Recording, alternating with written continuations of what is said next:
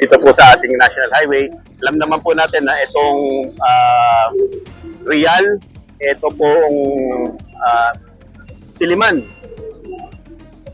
Avenue at yung Perdices, yan po ay mga national highway, no? So nagkontak po tayo ng road clearing, and in the course of the conduct of the road clearing is kasama na rin po dyan yung mga nakikita nating violation, traffic violation sa mga dumadaan po na motor at mga four wheels. Inuulit ko, hindi lang po yung mga four wheel, hindi lang po yung mga motorcycle na pinapara natin, kundi po lahat. Makakaasa po kayo sa Highway Patrol na lahat po ng ating motor vehicles ay tine-check po natin. So, sir, ito sa Negros Oriental.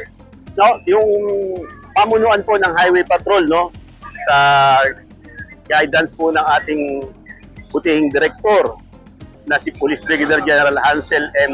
Parantan at ng ating regional chief na si Police Lieutenant Colonel Maria Delia Pedrazuela. Talaga po nang pinapauna po nila yung safety. Kung mapapansin niyo po yung mga helmet po, yung mga hindi po proper yung mga helmet, kasama po yan sa ating kampanya.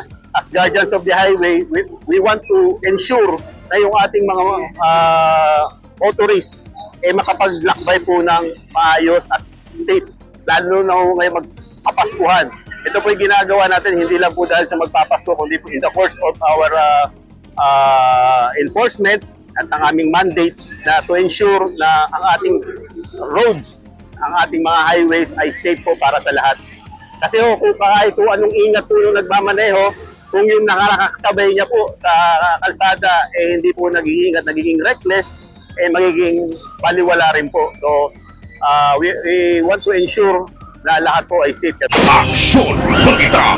Walay pugong-pugong bubulgar sa kamatuuran sa kanginan.